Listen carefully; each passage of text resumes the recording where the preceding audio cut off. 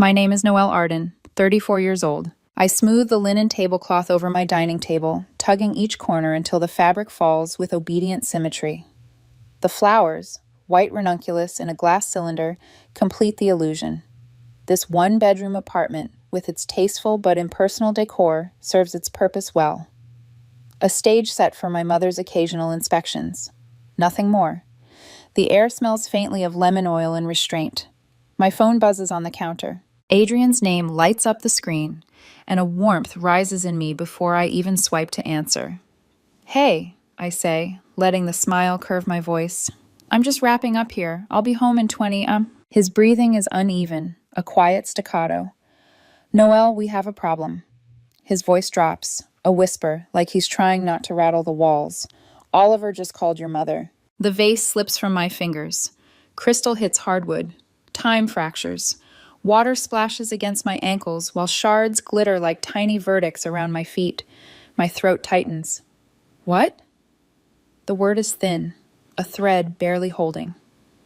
"How?" I stepped into the bathroom. "He found your phone on the counter. He hit the contact. Grandma Vivian." They talked. I didn't realize until I heard his dinosaur voice echoing down the hall. 6 years of careful deception unfurl in my mind like a rug pulled from under a table set with heirloom china. Separate addresses. Separate holidays. The rehearsed excuses why Adrian couldn't join me for Thanksgiving in Connecticut. The sterile version of myself I performed for Vivian, curated to remind her I still belonged, where her name opened doors. All of it jeopardized by a curious 5-year-old who wondered why his grandmother lived inside a contact list, but nowhere else in his life. "What did he say?" I ask, the panic smoothing into calculation even as my pulse hammers. "Please tell me he didn't mention the blue door or the garden or—" "He told her about the dinosaurs," Adrian says gently, hearing the edge in me and softening it, "and his tutu, and his big boy bed. When I took the phone, she'd already hung up."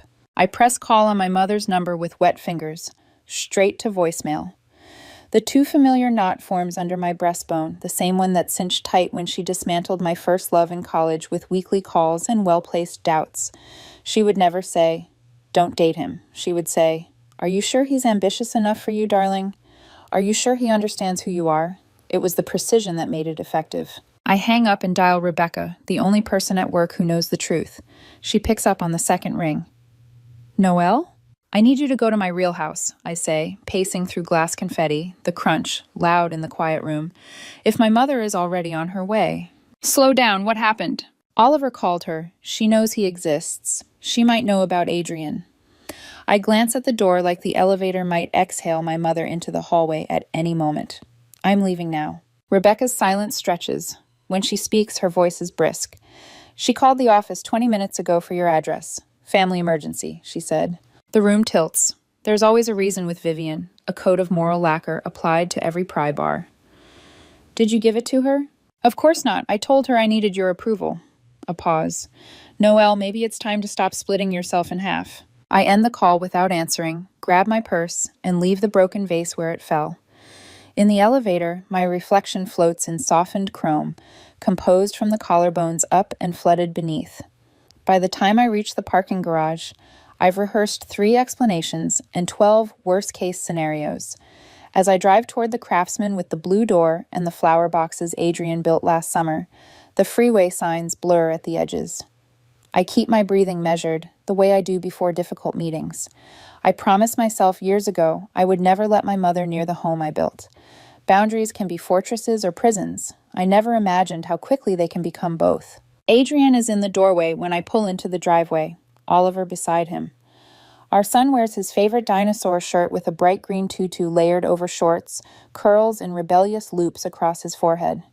Adrian's mouth is a firm line that says he's already triaging, already deciding what becomes a fight and what becomes a shield. "He's been asking when Grandma is coming," he says quietly as I reach them. He wants to show her his room. "Is she here now?" Oliver bounces on his toes. "Is Grandma here?" "Not yet, buddy," I say, smoothing his hair, wishing I could smooth the day like that. Over his head, Adrian's eyes meet mine. Years of us live in that look. The night we painted this door, The promotion I celebrated with takeout and bare feet. The mornings we read to Oliver in bed while the sunlight drew squares on the quilt. This is our home. This is the life I chose on purpose, in defiance of a legacy of curated mirrors. If she comes, we face it together, Adrian murmurs, as if I might bolt, as if the apartment still has a gravity I can't resist. Whatever happens. I nod. I am tired of running. I am also afraid in a way that feels like stepping onto ice that might hold. The street is quiet in the soft light of afternoon. Somewhere a lawnmower drones. A dog barks twice, bored, and then I hear it. The purr of an engine tuned to purr precisely. A black Mercedes slides into our driveway like a chess piece moving itself. Vivian steps out, heels clicking a metronome across our walkway. She pauses at the threshold of the yard to survey what she's about to claim control over, cataloging the brass porch light, the hand-restored window frames, the modest beds of herbs Adrian planted with Oliver's help. In that pause, I can feel her deciding where to place the first critique. "Breathe," Adrian whispers, sliding his fingers between mine. I hadn't realized I'd stopped. The doorbell is a single, dignified chime. He squeezes my hand once and steps back, letting me choose to open the door of my own home. I do. Mother and daughter meet eye to eye without the buffer of the stage set I've dusted for her all these years. "Noelle," she says, crisp and almost fond, which is to say exact. "I see I've found you at last." She steps in without waiting. Of course she does. And her gaze sweeps our entryway. The children's books on the hall bench, the family photos on the wall. Oliver launches himself forward like a small rocket. "Grandma!" Vivian flinches, then recovers, hand hovering before landing on his hair, as if it might smudge. "Hello. Oliver, is it?" His eyes widen, delighted to be recognized. "I told you about my dinosaurs and my tutu and my big boy bed." Her glance cuts to me, accusation gleaming beneath blue, like polished ice. I had investigators searching the East Coast for years, never imagining you'd be nesting in this. The word modest will arrive any moment. I can feel it moving toward us like weather. "This is our home," I say, and even to my own surprise, it doesn't tremble. She's already in the living room, fingers trailing the spines of books, as if they're artifacts in a museum wing dedicated to ordinary life. Her eyes land on the wedding photo on the mantel. And this, the faintest arch of a brow, is Adrian. "I'm Adrian," he says, stepping forward, not small. "Welcome. And what exactly do you do that required such elaborate deception?" Her tone is silk over steel. It always has been. "I'm a software engineer at a nonprofit," he answers evenly. That calm is a gift he keeps giving me. "I see." She makes those two syllables do a great deal of work. Seeing, judging, sentencing. "You thought it wise to raise a child without his grandmother." "You gave me reason to be careful," I say, the first hard line of truth I've spoken to her in years. "You did it with James. You do it with anything you can't control." "Control is a word people use when they resent standards," she says lightly. "I have only ever wanted what is best for you." Oliver tugs my hand. "Can I show Grandma my dinosaurs and my tutu and my—" "In a minute, buddy," Adrian says gently, his tone a hand on both our shoulders. Vivian's gaze flicks to Oliver's tutu. "Broad interests," she says, neutral on the surface, loaded underneath. "Ballet class on Wednesdays," Adrian replies. "He loves it." Another syllable that holds centuries of expectation. She turns back to me. "Your father's trust was designed to support a suitable life, Noelle, not this." There it is, the blade, the threat humming in the air between us. For 6 years, the fear of that blade has kept me arranging tulips in rented rooms and lying to people I love. Somewhere inside my chest, something tired cracks, and something older steps forward. "We can talk about Dad's trust over breakfast tomorrow," I say, and my voice is steady. "Here. I've read the documents. We both know what they say." A flicker crosses her face. There and gone. She didn't expect me to say that. Adrian shifts closer, and the house seems to take a breath with me. The floorboards, the door frame, the windows he restored with patient hands. This is our ground. If there's a fight, it happens here. Oliver reappears with a ragged teddy bear missing one eye, brave as a knight with a dented shield. "This is Mr. Beans," he announces to his grandmother. "He helps me when I'm scared. You can hold him." Something almost human flickers in her expression. Her hands remain at her sides. She has learned all her life that accepting an offered softness is the first step toward relinquishing leverage. She will not do it in front of me. Not yet. Adrian gestures toward the kitchen. We were just starting dinner. You're welcome to stay. He says it like a person who knows how to set a table and a boundary at the same time. Vivian lifts her chin a fraction. The movement is tiny and total. I have another engagement, she says, but breakfast, 8 o'clock. She glances back at the photo on the mantel, the edges of her composure sharpening. We will clarify expectations. We will, I say, and her eyes cut to mine, searching for the girl who used to flinch. She doesn't find her. At the door, she pauses, palm grazing the brass handle like she's confirming its quality. Do answer my call tonight, she says. Silence is a form of consent, and I prefer explicit agreement. When the door closes, the house exhales. My knees want to. Adrian is already there, arms open. I fall into them for exactly 2 seconds before I pull back and reach for a pen. Breakfast, I say, writing the word on a notepad like evidence. 8.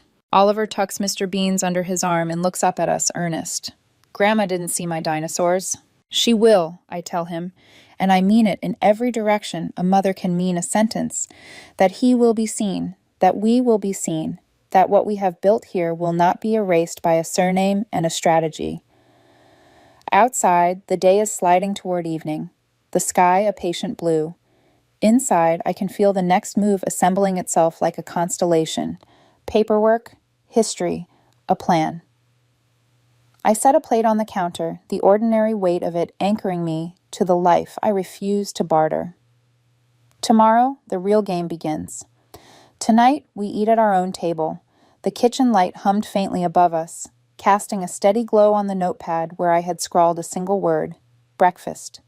8. It felt like writing a battle order, not a meal appointment. Adrian watched me, leaning against the counter with his arms folded. His eyes carried both worry and something steadier, faith in me I wasn't sure I had earned. Oliver hummed softly to himself as he arranged his dinosaurs in a neat circle on the floor, oblivious to the storm gathering over his family. She's not coming tomorrow for eggs and coffee, Adrian said finally. His voice was calm, not accusing, but it made the room feel smaller. She's coming to reestablish command, you know that.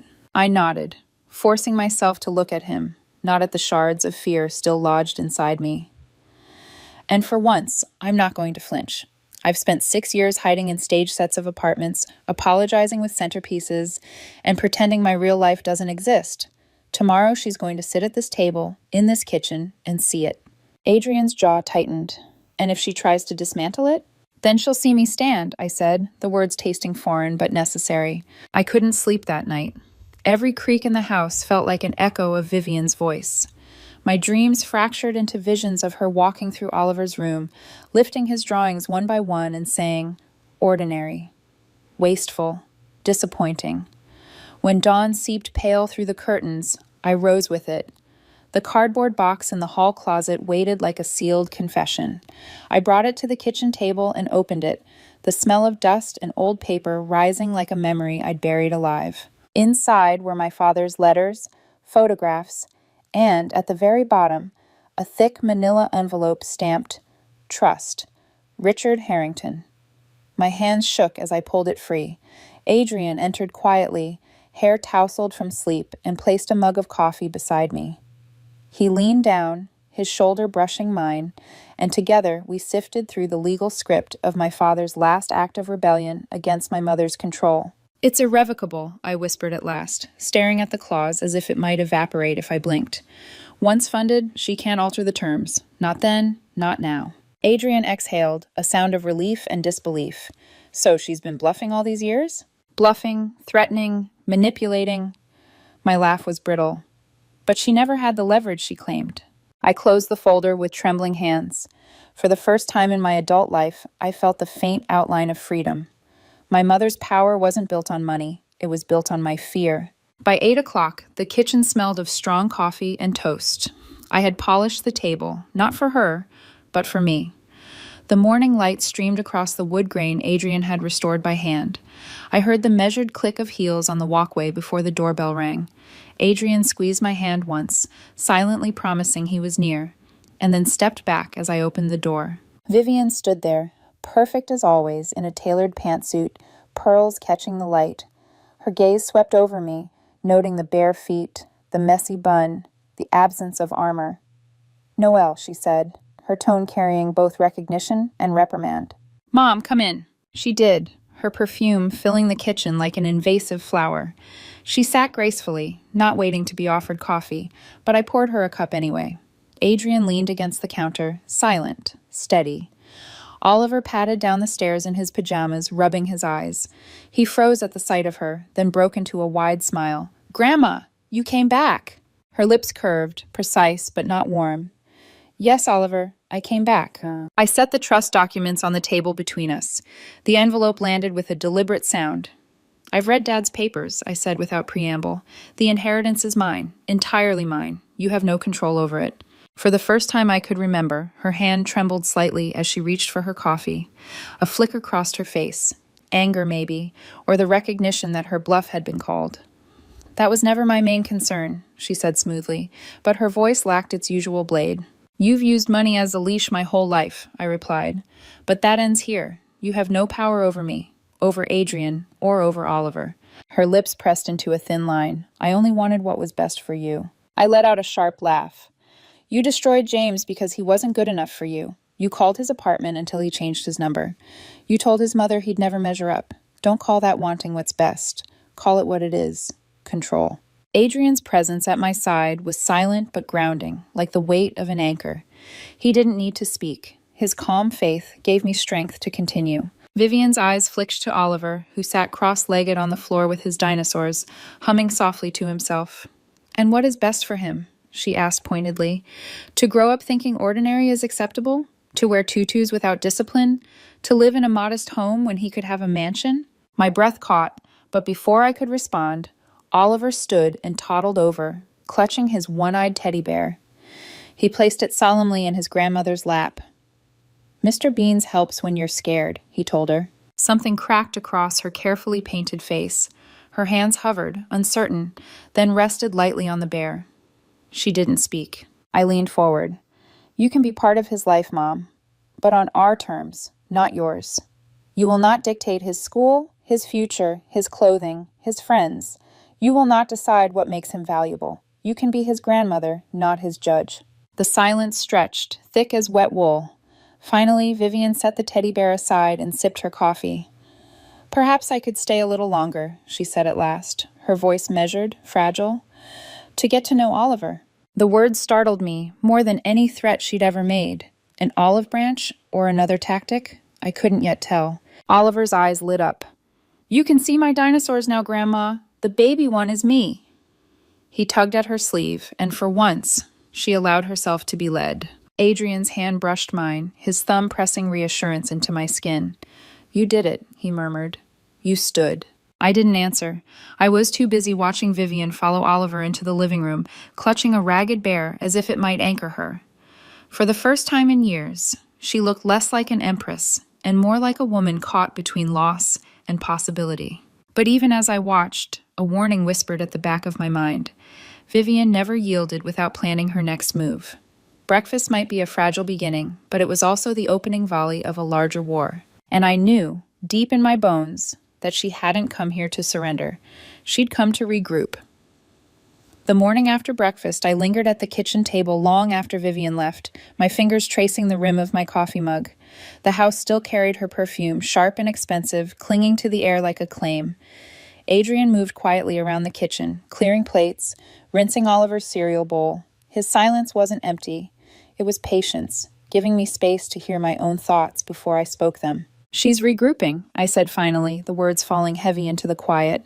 "That wasn't surrender." Adrian dried his hands and leaned against the counter. "I know." His calm gaze met mine. "But you didn't flinch. That matters." I thought of the way her eyes lingered on Oliver's tutu, on our modest bookshelves, on the life she deemed beneath me. I thought of her voice when she said she might stay longer, as though each syllable had been rehearsed. And beneath it all, I felt the hum of her next move assembling itself in shadows. That night, when the house was still, I returned to the cardboard box of my father's papers. The manila envelope lay open, its legal jargon cold and final. irrevocable. Yet tucked beneath the documents, folded in half, was a letter in my father's hand. My throat tightened as I recognized the script, his steady, looping cursive. "My dearest Noel," it began. "If you are reading this, it means I am gone, and you are older than I ever wanted to imagine without me. I left you this trust not for status, not for appearances, but for freedom.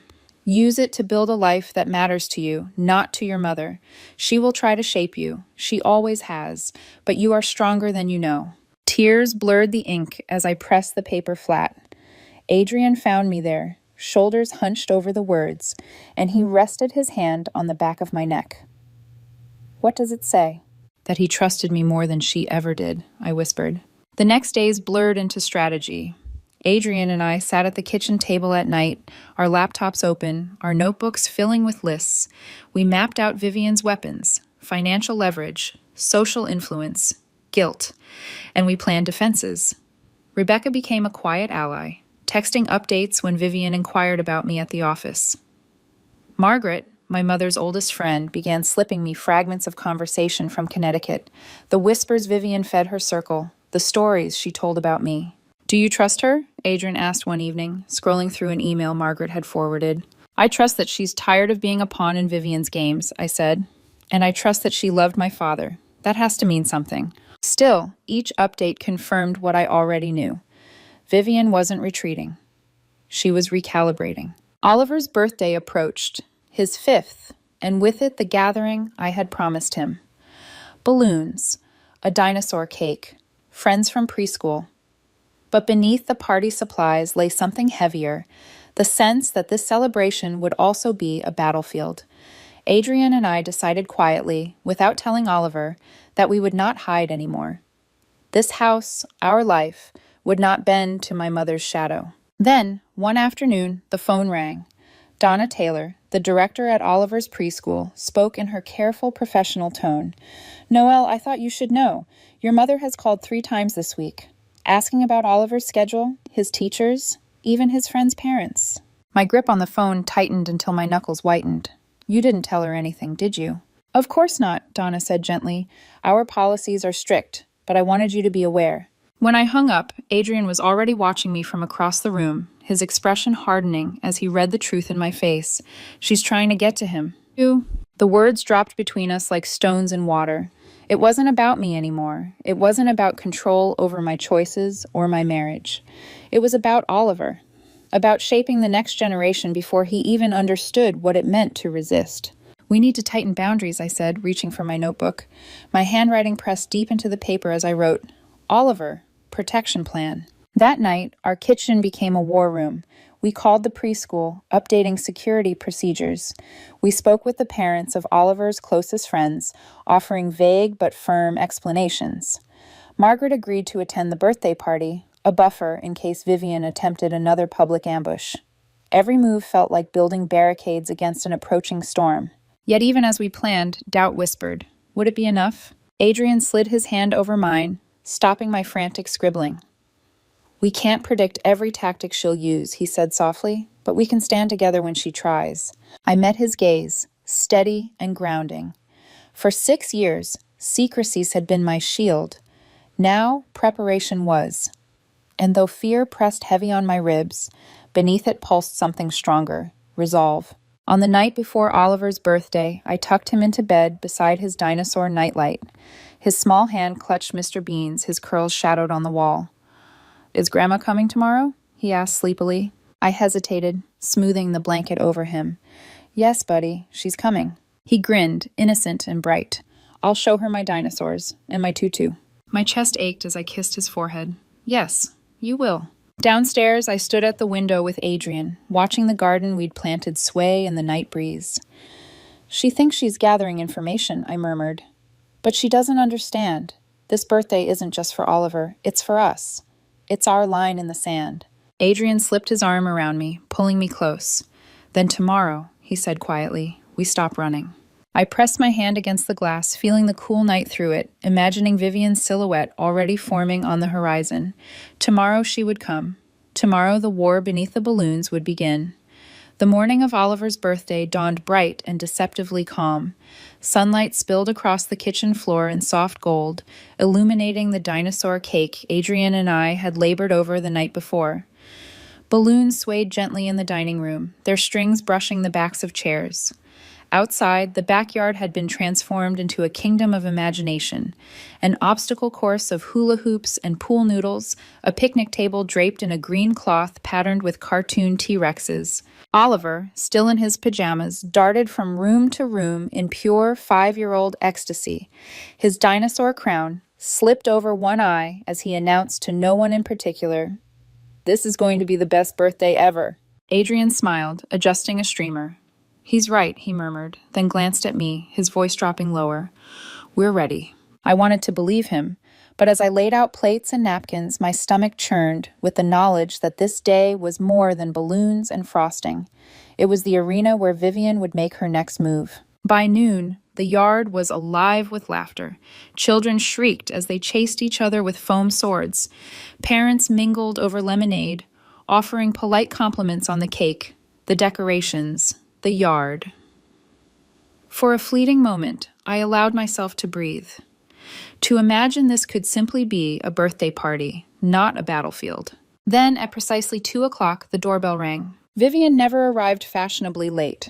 She arrived on time, as though punctuality itself were a weapon. Adrian squeezed my hand once before I opened the door. She stood there in a cream suit, pearls gleaming, silver hair immaculate.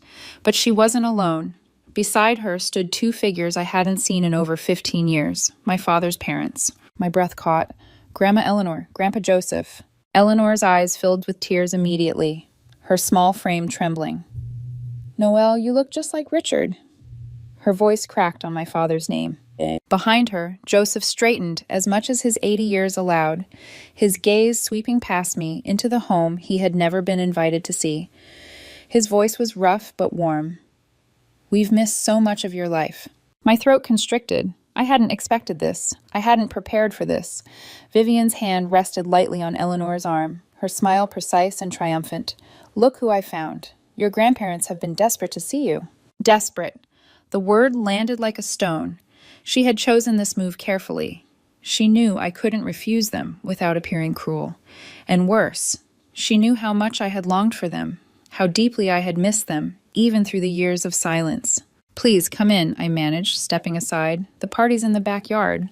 Oliver came skidding into the room, his crown now sideways. "Who are they?" he asked, clutching Adrian's leg. Adrian crouched beside him, his tone gentle. "These are your great-grandma and great-grandpa. They're Grandpa Richard's parents." Oliver's eyes widened, brimming with wonder. "From the pictures? The ones who live in heaven with the stars?" Joseph's face crumpled, emotion carving deep lines across his weathered skin. "Yes, sweetheart," I whispered, my voice trembling. "These are Grandpa Richard's parents." Oliver's grin spread wide. "Then they're my family, too." He grabbed Eleanor's hand without hesitation. "Come on, I'll show you my dinosaurs." My grandmother allowed herself to be pulled toward the living room, tears streaming freely now. Joseph followed, his steps slow but steady. Behind them, Vivian's smile gleamed, polished as glass. She had orchestrated this perfectly. With the grandparents present, surrounded by curious parents and children, every move I made would be seen, judged.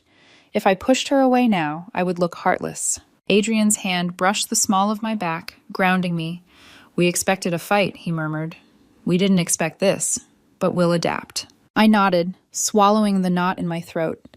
Around us, the party hummed on, children shrieking in delight, balloons bobbing, parents sipping lemonade. But beneath the laughter, a different current swirled, Vivian's gaze tracking every movement, every hesitation. Half an hour later, Oliver returned to the yard proudly wearing a vintage watch that slid halfway down his arm. "Grandpa Joseph gave me his special watch. It belonged to Grandpa Richard when he was a boy." My heart clenched. The watch had been my father's? I hadn't even known it still existed. Joseph's eyes shone with mist. "I've been saving it all these years. It belongs with his grandson." Across the yard, Vivian's expression tightened ever so slightly. She hadn't planned that moment of genuine connection. She couldn't control it. Parents murmured politely, smiling at Oliver's joy, unaware of the chessboard beneath their feet. Margaret appeared then, gliding through the yard in a lavender pantsuit, her laugh carrying above the din. "Vivian, you didn't tell me you were bringing Eleanor and Joseph. What a wonderful surprise." For the first time all afternoon, Vivian's smile faltered. "Margaret," she said coolly, "I didn't expect you here." "Nicole invited me," Margaret replied smoothly, winking at me. I couldn't resist a chance to see this lovely family. Relief washed through me like cool water. Margaret's presence tilted the balance, adding a witness who knew the truth. As Adrian carried out the dinosaur cake, Oliver clapped his hands, eyes wide with joy. The parents gathered close, phones raised. I felt my heart race as Vivian smoothed her trousers and stepped forward, her voice carrying with practiced ease. "Perhaps Oliver might open my gift first," she said, every syllable commanding attention. Adrian glanced at me. I nodded. Better to face it head on. She handed Oliver a small package wrapped in cream paper with a gold ribbon. Inside was an envelope and a velvet box. "What is it, Grandma?" Oliver asked, tilting his head. "It's your future, darling," she said, her voice warm but sharpened with intent. "I've established an educational trust for you. It will cover your tuition at Whitfield Academy, my alma mater, and eventually Yale, just as your grandfather and mother were meant to attend." The yard fell silent. Parents shifted uncomfortably, sensing tension without understanding it. Oliver opened the velvet box to find a small gold key on a blue ribbon. "A key?" he asked, puzzled. "It represents your future," Vivian explained, her smile radiant with victory. "The finest education, the best connections, a life of opportunity you won't find here." The air tightened. Every laugh, every cheer, every balloon seemed to freeze. This was her move.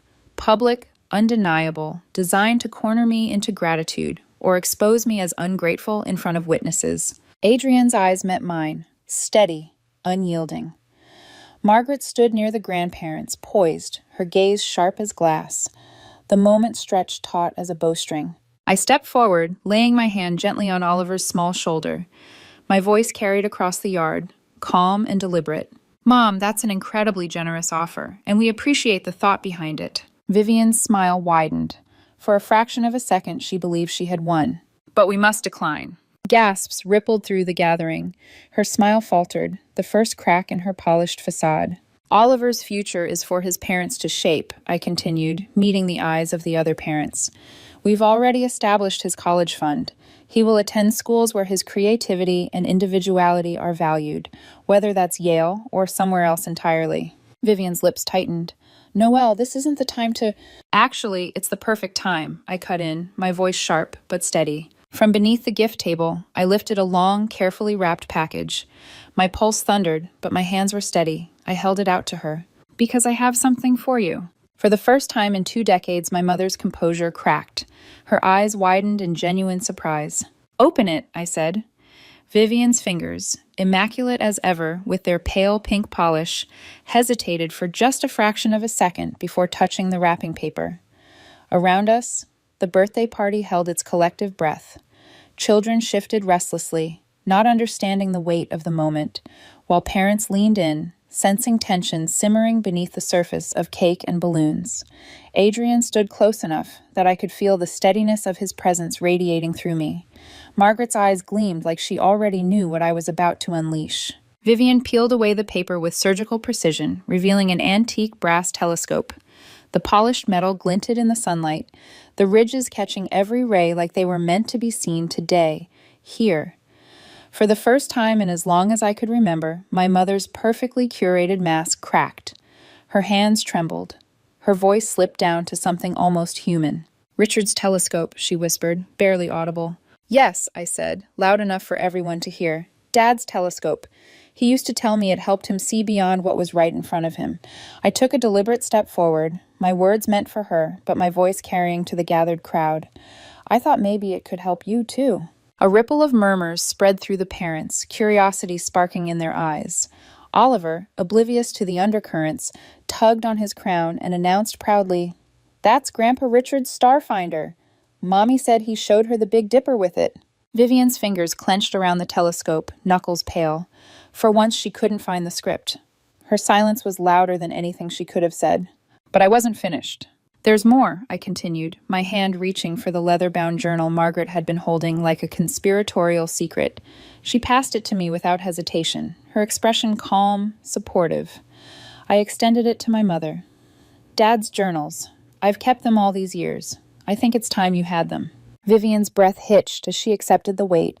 The journals were worn, corners frayed, pages softened by years of my father's steady hand.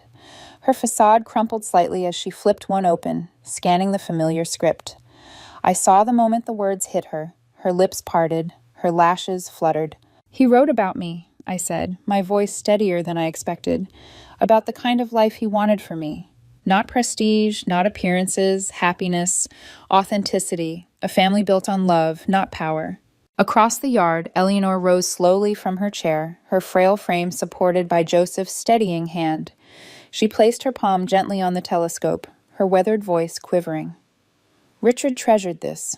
He would sit with Noelle for hours on the back porch, showing her the constellations. He never cared for society pages. He cared about seeing clearly.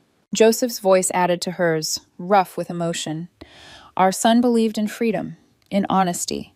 He wanted his daughter to live a life she chose, not one chosen for her. The weight of their words shifted the ground beneath us. Parents who had come for cake and games now stood silent, witnesses to something raw and unpolished.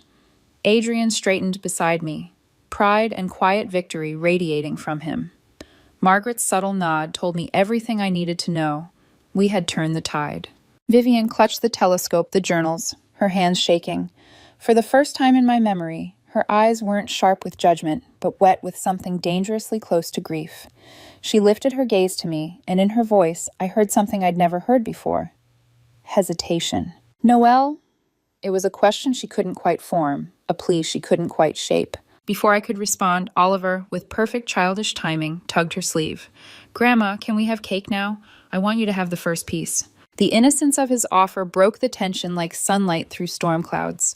Laughter rippled among the parents, the children cheered, and even Margaret chuckled softly. Adrian squeezed my shoulder. Of course, I said to Oliver, my voice softer now. Grandma Vivian should definitely have the first piece.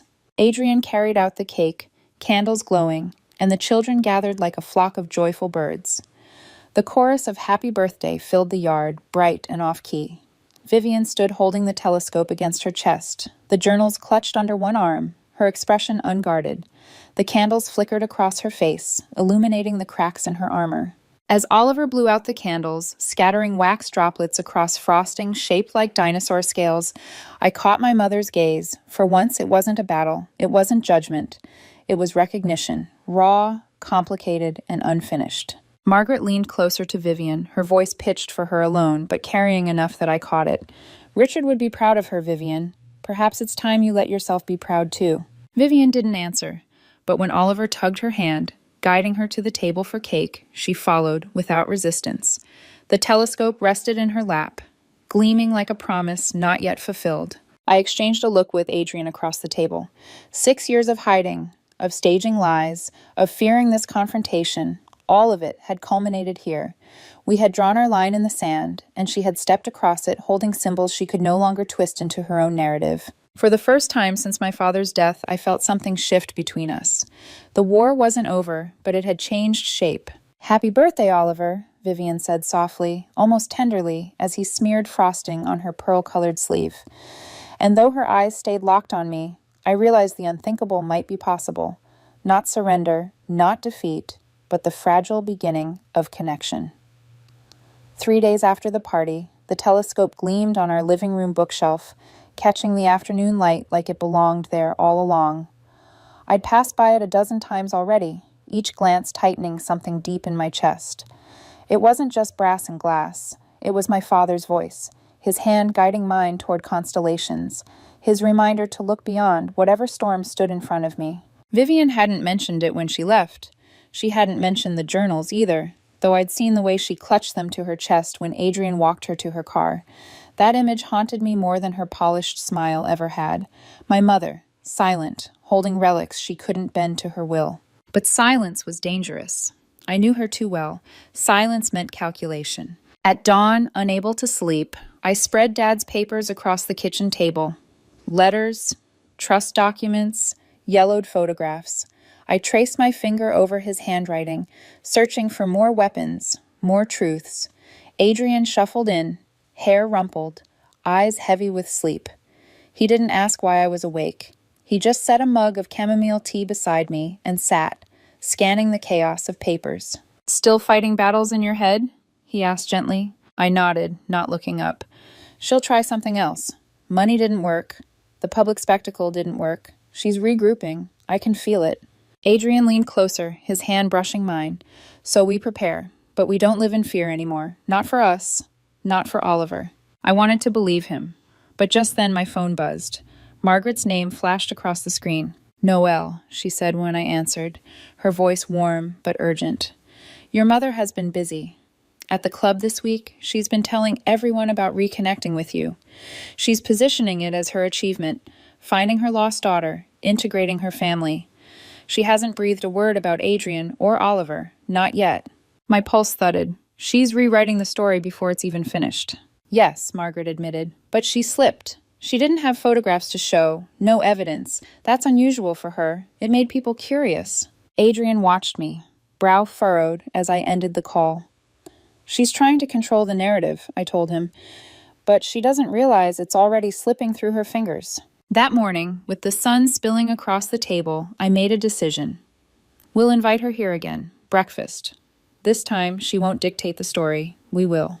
When Vivian arrived, punctual as ever, she looked sharp in a navy suit, her posture regal, her face unreadable. But I didn't let her speak first. I slid the trust documents across the table, my father's bold handwriting marking the irrevocable clause. "You've used Dad's money as a weapon for years," I said evenly. "But I know the truth now. You have no control over it. None." For a heartbeat, her eyes flickered. Then she set her coffee cup down with a calm precision that betrayed the tremor in her hand. "That was never my main concern," she said, but her voice was thinner than usual. I leaned forward. "You destroyed James. You nearly destroyed me. You will not do the same to my son." The name hung between us, sharp as glass. Her lips pressed into a line, the faintest crack in her armor. "I only wanted—" "You wanted control," I interrupted. "You called his apartment every night until he stopped answering. You told his mother he wasn't good enough for me. You made him believe he would never measure up." Adrian stood quietly at the counter, watching, his presence solid and grounding. I felt his support like a hand pressed steady against my back. Vivian's gaze shifted toward Oliver, who sat at the table in his dinosaur pajamas, swinging his legs. "And what of him?" she asked softly. "Will you let him grow up thinking ordinary is enough? Will you let him wear tutus without discipline, live in modesty, when he could live in greatness?" Oliver, oblivious, smeared jam across his toast and held it up proudly. "Look, Mommy, a dinosaur footprint." I laughed, the sound surprising even me. "Yes, buddy, perfect." Then I looked back at her, my voice steady. "Ordinary love is greater than extraordinary control, and he will grow up knowing he is enough exactly as he is." Vivian's eyes darkened, but she didn't argue. For the first time, she seemed unsure. The silence stretched until Oliver climbed down from his chair and padded over, teddy bear in hand. He placed it squarely on his grandmother's lap, his voice solemn. "Mr. Beans helps when you're scared. You can borrow him if you want." Vivian froze. Her perfectly manicured hands hovered, then closed around the bear, trembling. Something flickered across her face. Pain, maybe, or memory. She didn't look at me. She didn't speak. But she didn't let go. For the first time in my life, I realized maybe her armor wasn't unbreakable. Maybe it was just fear, gilded and polished, until no one dared to look too closely. But even as I watched her clutch Oliver's ragged bear, a warning pulsed in my chest. My mother never yielded without reason. If she softened, it was strategy. If she stayed silent, it was calculation. Adrian's eyes met mine across the kitchen, steady and knowing. Whatever game she was playing, we weren't alone in it anymore. 2 weeks passed after that breakfast, and the house slowly returned to its rhythms. The soft thud of Oliver's feet as he raced down the stairs, Adrian's quiet laugh as he burned pancakes again. The ordinary music of a life I had fought to protect. But beneath the surface, I felt the hum of something unfinished, like a storm biding its time offshore. We began preparing for Oliver's dinosaur-themed birthday party. What should have been a simple celebration became something else entirely, a crucible. Adrienne and I treated the kitchen table like a war room. Lists of guests, supplies, decorations, but also strategy, boundaries, safeguards, contingencies. Margaret called often, feeding me careful updates from Connecticut. Your mother is spinning her story, she told me one evening, her voice laced with a mix of warning and mischief. She's painting herself as the heroine who found her long-lost daughter, but she's leaving out Adrienne and Oliver. Convenient, don't you think? I closed my eyes, pinching the bridge of my nose. She wants the prestige of having me back in her circle without the inconvenience of my real life. Exactly, Margaret said. But some of us are curious, and I think your father would want you to know you have more allies here than you realize. After hanging up, I turned to Adrian, who sat across from me with his laptop open. She's rewriting the narrative already. He nodded grimly. Then we'll write our own, on our terms. We decided the birthday party would be that moment, a declaration, not just a celebration. Adrian arranged the backyard with meticulous care, every streamer, every balloon, every piece of cake, frosting a statement of authenticity. No curated illusions, no staged perfection. Just our life, unvarnished. But then the preschool director, Donna Taylor, called. Her voice was careful, too careful. Noelle, I thought you should be aware. Your mother has been calling the school, asking about Oliver's schedule, his friends, even his teachers. Ice slid through me. You didn't tell her anything, did you? Of course not, Donna said firmly. But she's persistent. I hung up, my hand trembling, and turned to Adrian. His face darkened, his jaw set.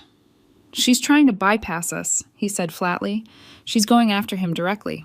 I sank into a chair, my pulse thudding in my ears. It wasn't just about me anymore. She wanted influence over Oliver, to shape him before he even knew what it meant. The same way she had shaped me, with whispers, with doubt, with pressure disguised as love. We tighten everything, I said, grabbing my notebook. My pen dug deep into the paper as I wrote, Oliver, protection plan. That night, we called the preschool and updated security procedures. We spoke with the parents of Oliver's closest friends, careful but firm in our explanations. Adrienne even arranged for Margaret to attend the party, a quiet buffer in case my mother tried another ambush. When I finally put the notebook down, Adrian covered my hand with his. We can't anticipate every move she'll make, he said softly, but we can stand together, that's enough. I wanted to believe him, but fear gnawed at me in the quiet hours. The night before the party, I tucked Oliver into bed. He clutched Mr. Beans tightly, his dinosaur nightlight casting blue shadows across the room. His eyes, heavy with sleep, blinked up at me. Is Grandma coming tomorrow? I hesitated, smoothing the blanket around him.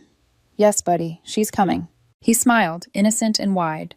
I'll show her my dinosaurs, and my tutu. My chest ached as I kissed his forehead. Yes, I whispered.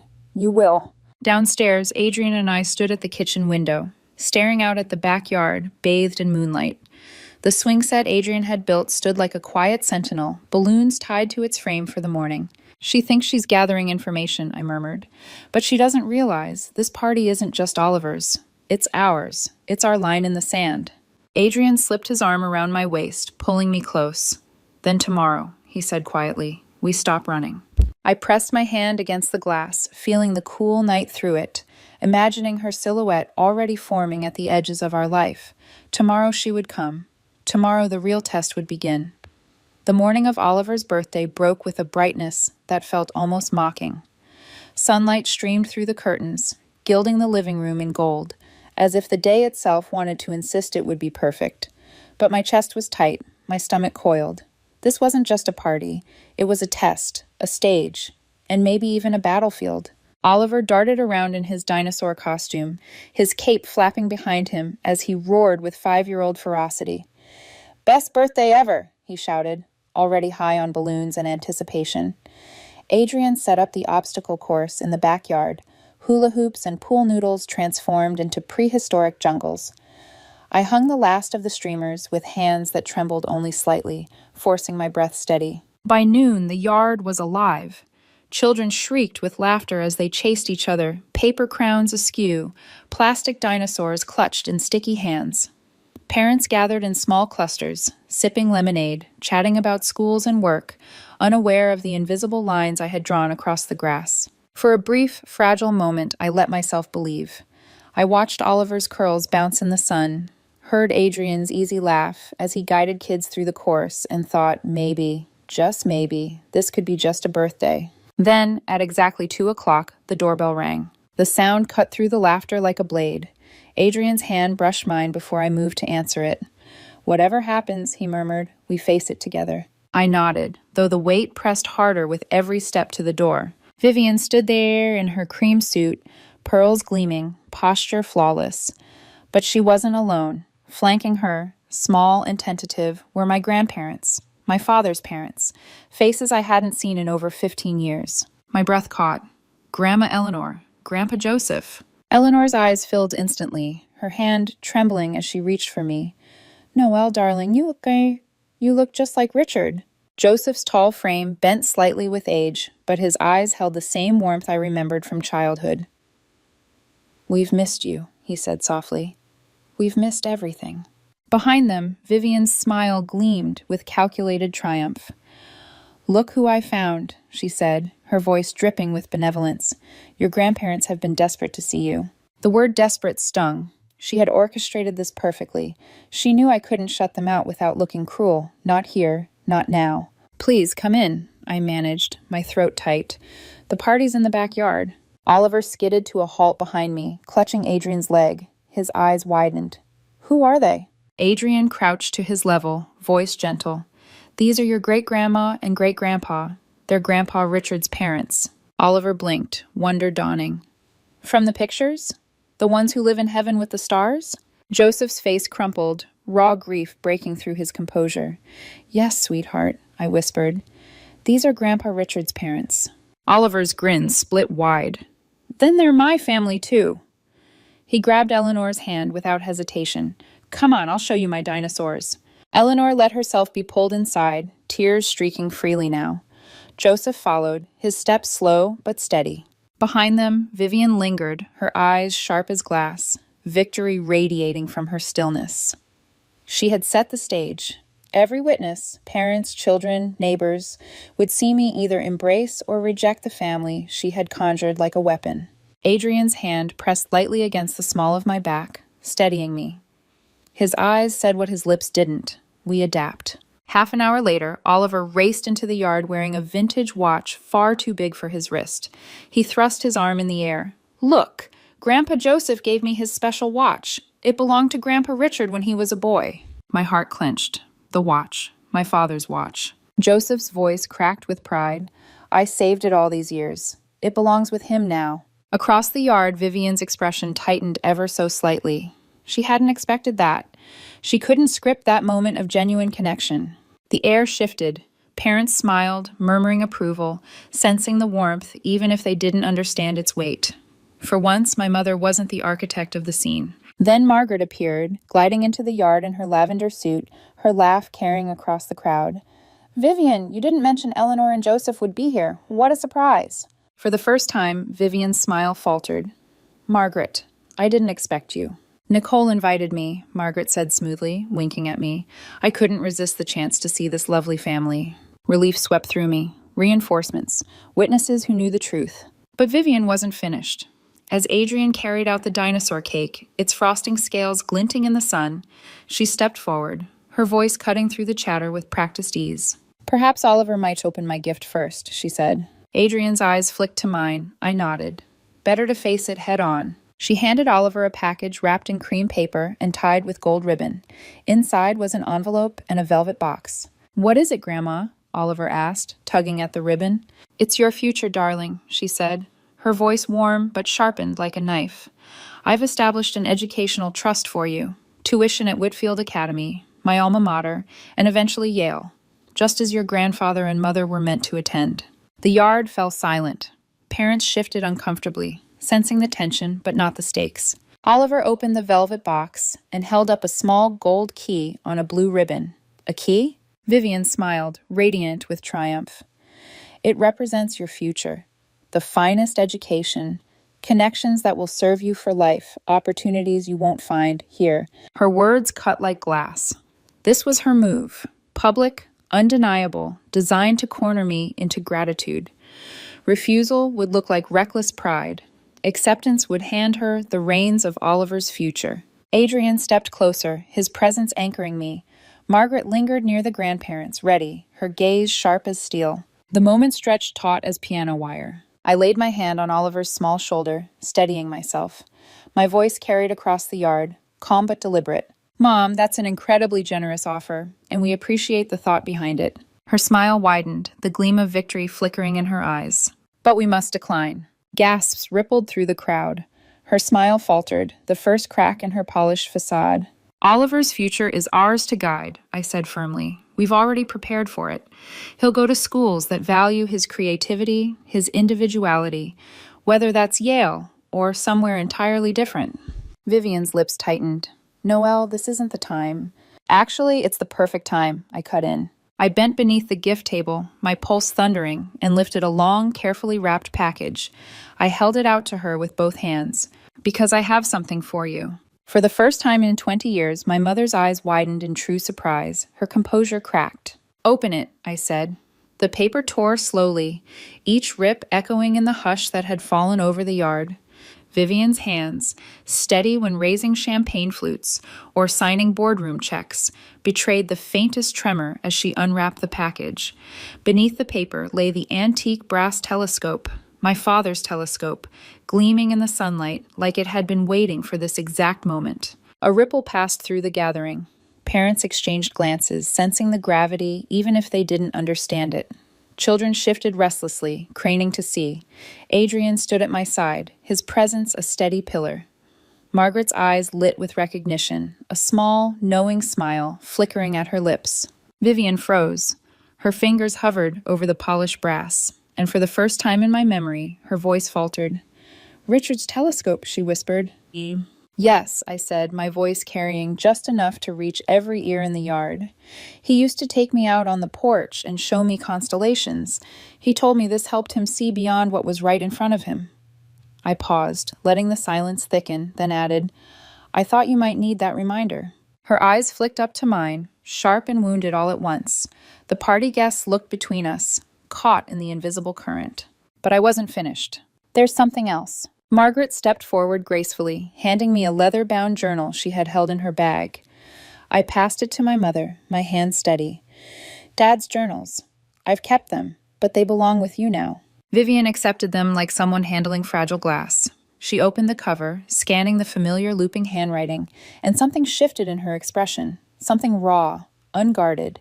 Her shoulders, always so perfectly squared, sagged just slightly. "He wrote about me," I said, my voice clear, "about what he wanted for my life. Not prestige, not appearances, not control. Happiness, freedom, a life built on love." Eleanor rose from her chair, her frail frame trembling as she laid a hand on the telescope. "Richard treasured this," she said, her voice quivering. He would sit for hours with Noelle, showing her the stars.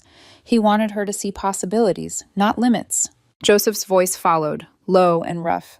"Our son never cared for society pages or power. He cared about truth. He cared about joy." The words hung in the air like a benediction. Around us, the other parents stood silent, phones lowered, their smiles softened by respect. The scene had transformed. This was no longer a party spectacle, but a reckoning. Vivian's hands trembled visibly as she clutched the journals and telescope. For once, her mask cracked. Her lips parted as if to argue, but no words came. Instead, her eyes shone with something perilously close to grief. "Noelle," she began, and there was no weapon in her voice, only hesitation. Oliver tugged her sleeve at that exact moment, his little dinosaur crown askew. "Grandma, can we have cake now? I want you to have the first piece." Laughter rippled through the yard, breaking the tension like a snapped string. Parents smiled. Children cheered. The air lightened. Vivian blinked rapidly, as if pulled from a spell. Adrian's hand brushed my shoulder, his voice quiet but sure. "You've already won." I swallowed the lump in my throat and managed to smile. "Of course, buddy," I told Oliver. "Grandma should have the first piece." Adrian carried out the dinosaur cake, its candles glowing, its frosting scales shimmering in the sun. The children gathered around, chanting eagerly. Vivian stood there, clutching my father's telescope, the journals pressed against her chest, her expression stripped bare.